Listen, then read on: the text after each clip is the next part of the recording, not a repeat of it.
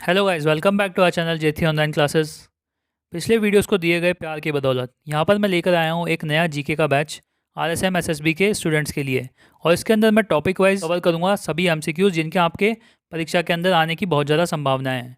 तो इस तरह सीखने के लिए इस वीडियो को लास्ट तक देखिएगा, और अगर अभी तक आपने चैनल सब्सक्राइब नहीं किया तो सब्सक्राइब भी कर दीजिएगा। चलिए शुरू करते हैं। इस क्वेश्चन के अंदर हमसे यहाँ पर पूछा गया है कि निम्नलिखित में से कौन सी नदी माही नदी की सहायक नदी नहीं है। तो यहाँ पर पहला ऑप्शन है जाखम नदी, जो कि निकलती है प्रतापगढ़ से, और ये माही नदी की एक सहायक नदी है। अनास नदी जो निकलती है मध्य प्रदेश से, माही नदी की सहायक नदी है। और चाप नदी जो कि निकलती है बांसवाड़ा से, माही नदी की एक सहायक नदी है। जबकि सूखड़ी नदी जो लूनी नदी की सहायक नदी है, तो ये इसका सही आंसर होगा डी, सूखड़ी नदी। आशा करता हूँ आप सभी को ये समझ में आ रहा होगा और काफ़ी कुछ सीखने को मिल रहा होगा। तो इस वीडियो को लाइक जरूर कर दीजिएगा। चलिए अगले प्रश्न की ओर चलते हैं। क्वेश्चन के अंदर हमसे यहाँ पर पूछा गया है कि मरुस्थल की बुद्ध झील का निर्माण किस नदी पर हुआ है। तो इसका यहाँ पर सही जवाब है बी, कांकणी नदी। और कांकणी नदी पूर्ण रूप से जैसलमेर के अंदर बहने वाली नदी है। और यहाँ पर लूनी नदी निकलती है अजमेर से, और जबकि कांतली नदी निकलती है खंडेला की पहाड़ी सीकर से। ये दोनों चीज़ें भी आपको यहाँ पर याद रखनी है। चलिए अगले प्रश्न की ओर चलते हैं। इस क्वेश्चन के अंदर हमसे यहाँ पर पूछा गया है कि काली सिंध नदी राजस्थान में कहाँ से प्रवेश करती है। तो काली सिंध नदी का जो उद्गम स्थल है वो है बागली देवास, मध्य प्रदेश के अंदर है जो, और ये राजस्थान के अंदर प्रवेश करती है बिंदा गांव झालावाड़ से। कोटा के समीप नानेरा नाम की जगह है, वहाँ पर ये चंबल के अंदर विलुप्त हो जाती है। तो इसका जो सही जवाब है वो होगा बी। और खारीबा झालावाड़ से प्रवेश करती है परवन नदी, जबकि नंदपुर झालावाड़ से प्रवेश करती है आहू नदी। ये बातें भी आपको यहाँ पर याद रखनी है, ये भी आपके आने वाली परीक्षा में आपको फ़ायदा पहुँचा सकती है। चलिए अगले प्रश्न की ओर चलते हैं। इस क्वेश्चन के अंदर हमसे यहाँ पर पूछा गया है कि गोगुंदा पहाड़ियों में से कौन सी नदी निकलती है। तो इसका जो सही जवाब है वो है बेड़च नदी। यहाँ पर उदयपुर जिले में गोगुंदा की पहाड़ियों से निकलती है, और ये बनास नदी की एक सहायक नदी है और मुख्य सहायक नदी है। अब इसका बनास नदी के अंदर संगम कहाँ पर होता है, ये होता है भीलवाड़ा के अंदर, भीलवाड़ा के अंदर बिगोद गांव में। और चित्तौड़गढ़ का किला बेड़च नदी के किनारे पर ही स्थित है। इस क्वेश्चन के अंदर हमसे यहाँ पर पूछा गया है कि कौन सी नदी मध्य प्रदेश से निकलती है और राजस्थान में होकर बहती है। इसका जो सही जवाब है वो है बी, काली सिंध नदी।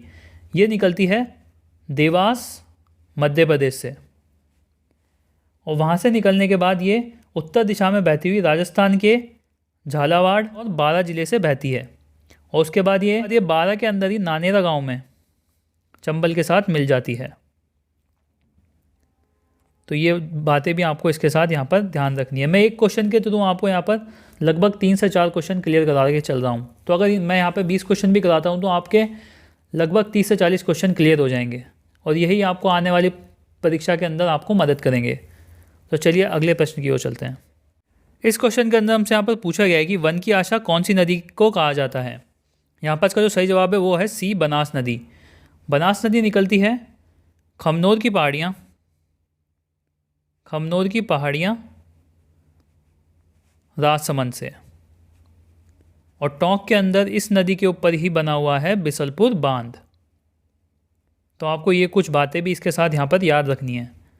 चलिए अगले प्रश्न की ओर चलते हैं। इस क्वेश्चन के अंदर हमसे यहाँ पर पूछा गया है कि काली सील नदी का उद्गम स्थल कहाँ पर है। इसका सही जवाब है ए, सवाई माधोपुर। सवाई माधोपुर जिले के अंदर ये राजपुरा गांव के पास पहाड़ियों से निकलती है, और उसके बाद ये बाद में जाकर मोरेल नदी के अंदर मिल जाती है। तो इसका सही जवाब है यहाँ पर ए, सवाई माधोपुर। चलिए अगले प्रश्न की ओर चलते हैं। इस क्वेश्चन के अंदर हमसे यहाँ पर पूछा गया है कि लूनी नदी राजस्थान के किस जिले से निकलती है।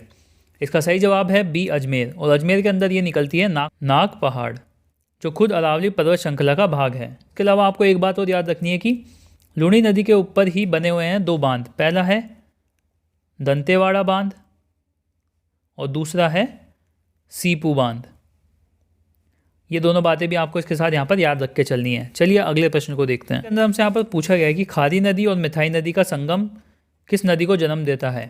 तो यहाँ पर इसका सही जवाब है ए, बांडी नदी। बांडी नदी बहती है लगभग 45 किलोमीटर की लंबाई में, और इसके ऊपर एक बांध बना हुआ है जो जाना जाता है हेमावास बांध के नाम से, और ये हेमावास बांध है पाली के अंदर। तो इसका जो सही जवाब है वो है ए, बांडी नदी। चलिए अगला प्रश्न देखते हैं। इस क्वेश्चन के अंदर हमसे यहाँ पर पूछा गया है कि पश्चिमी बनास नदी राजस्थान के किस जिले से निकलती है। इसका जो सही जवाब है वो है सी, सिरोही। सिरोही जिले में दक्षिण अरावली पर्वत श्रृंखला से निकलती है। इस नदी के साथ आपको एक दूसरी नदी के साथ कन्फ्यूजन हो सकता है, वो है बनास नदी। बनास नदी निकलती है राजसमंद से, और राजसमंद में ये निकलती है खमनोर की पहाड़ियों से, खमनोर की पहाड़ियों से। तो ये चीज़ भी आपको यहाँ पर याद रखना है। इस क्वेश्चन के अंदर हमसे यहाँ पर पूछा गया है कि सांभर झील में कौन सी आंतरिक बहने वाली नदी विलुप्त हो जाती है। इसका जो सही जवाब है वो है रूपनगढ़ नदी। रूपनगढ़ नदी का उद्गम स्थल है किशनगढ़ पहाड़ियाँ अजमेर। ये सांभर में जाके विलुप्त हो जाती है। और यहाँ पर कांकनी नदी जैसलमेर के अंदर बहती है, जैसलमेर के अंदर कांकनी नदी बहती है। और रूपारेल नदी उदयनाथ पहाड़ियाँ अलवर से निकलती है। और जोजड़ी नदी जोधपुर के अंदर विलुप्त हो जाती है। ये भी एक आंतरिक बहाव की नदी है। तो इसका जो सही आंसर है यहाँ पर होगा रूपनगढ़ नदी। चलिए अगले प्रश्न पे चलते हैं। इस क्वेश्चन के अंदर हमसे यहाँ पर पूछा गया है कि जवाई नदी का उद्गम स्थान राजस्थान के अंदर किस जिले में है। तो जवाई नदी का उद्गम होता है पाली के अंदर, और पाली के अंदर होता है ये बाली तहसील से। और जवाई नदी की जो सहायक नदियाँ हैं वो हैं बांडी नदी, सूकड़ी नदी और खारी नदी। ये 3 नदी इसकी सहायक नदियाँ हैं। अगले प्रश्न की ओर चलते हैं। इस क्वेश्चन के अंदर हमसे यहाँ पर पूछा गया है कि आदिवासियों की गंगा के नाम से किस नदी को जाना जाता है। तो यहाँ पर इसका जो सही जवाब है वो है ए, माही नदी। और माही नदी के बारे में आपको एक चीज़ और याद रखनी है कि ये कर्क रेखा को 2 बार काटती है। चलिए अगले प्रश्न की ओर चलते हैं। इस क्वेश्चन के अंदर हमसे यहाँ पर पूछा गया है कि लूनी नदी की बाईं तट की सहायक नदी निम्नलिखित में से कौन सी है। तो इस क्वेश्चन का जवाब है उपयुक्त सभी, यानी कि जवाई नदी, बांडी नदी और गुहिया नदी, तीनों नदी लूनी नदी की सहायक नदियां हैं। यहाँ पर जवाई नदी की जो सहायक नदियां हैं वो हैं सूकड़ी नदी और खारी नदी, जबकि बांडी नदी बनती है मैथाई नदी और खारी नदी के संगम से। इन दोनों के संगम से बनती है यहाँ पर बांडी नदी। और गुहिया नदी एक बहुत ही छोटी नदी है जो मानसून के दौरान ही निकलती है। तो यहाँ पर इसका जो सही जवाब होगा वो होगा डी, यानी ये तीनों इसकी सहायक नदियाँ हैं जो बाईं तट से निकलती हैं। चलिए अगले प्रश्न की ओर चलते हैं। इस क्वेश्चन के अंदर हमसे यहाँ पर पूछा गया है कि निम्नलिखित में से कौन सी नदी राजमहल त्रिवेणी संगम में मौजूद नहीं है। जो राजमहल त्रिवेणी संगम है ये 3 नदियों से मिलकर बनता है, और वो 3 नदी कौन कौन सी हैं वो हैं बनास नदी, खारी नदी और डाई नदी के संगम से यहाँ पर बनता है राजमहल त्रिवेणी संगम। तो यहाँ पर हमें ऑप्शन के अंदर बनास नदी यहाँ पर दिया हुआ है, खारी नदी भी दिया हुआ है और डाई नदी भी दिया हुआ है, यानी कि इसका जो सही आंसर है वो होगा सी। इसके अलावा आपको बेणेश्वर धाम के बारे में भी याद रखना है। बेणेश्वर धाम बनता है सोम नदी, माही नदी और जाखम नदी के संगम से। तो यहाँ पर ये दोनों चीज़ें आपको यहाँ संगम से रिलेटेड क्वेश्चन पूछे जा सकते हैं, तो आपको ये दोनों बातें यहाँ पर याद रखनी है।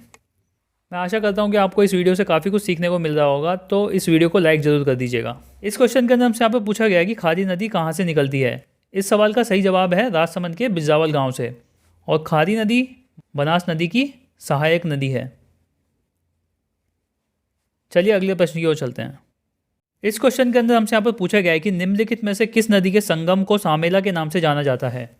तो यहाँ पर इसका जो सही जवाब है वो है आऊ और काली सिंध नदी के संगम को सामेला के नाम से यहाँ पर जाना जाता है। और गागरोन दुर्ग इसी नदी के संगम पर स्थित है। और गागरोन दुर्ग के अंदर एक तो संत पीपा जी की छतरी है, दूसरा मीठे शाह की यहाँ पर दरगाह है। तो ये दोनों चीज़ें भी आपको यहाँ पर याद रखनी है। पर चलिए अगले प्रश्न की ओर चलते हैं। क्वेश्चन के अंदर हमसे यहाँ पर पूछा गया है कि फौज सागर झील कहाँ पर स्थित है। इसका सही जवाब है डी, अजमेर। मैं आशा करता हूँ कि आपको इस वीडियो के थ्रू काफ़ी कुछ सीखने को मिला होगा, और ये रहा आपके लिए आज का प्रश्न। इसका जवाब आपको कमेंट बॉक्स में देना है। इसके अंदर यहाँ पर पूछा गया है कि राजस्थान में किस नदी का क्षेत्र न्यूनतम है, और दिए गए ऑप्शन है वाकल नदी, पश्चिमी बनास, साबरमती नदी और माही नदी। इसका जवाब आपको देना है कमेंट सेक्शन के अंदर। और ऐसे ही काफ़ी कुछ सीखते रहने के लिए हमारे चैनल को यहाँ पर सब्सक्राइब कर देना, लाइक कर देना और अपने फ्रेंड्स के साथ शेयर भी कर देना। ऐसे एनकरेज करने के लिए हमें आगे वीडियोस बनाने के लिए। Thank you for listening.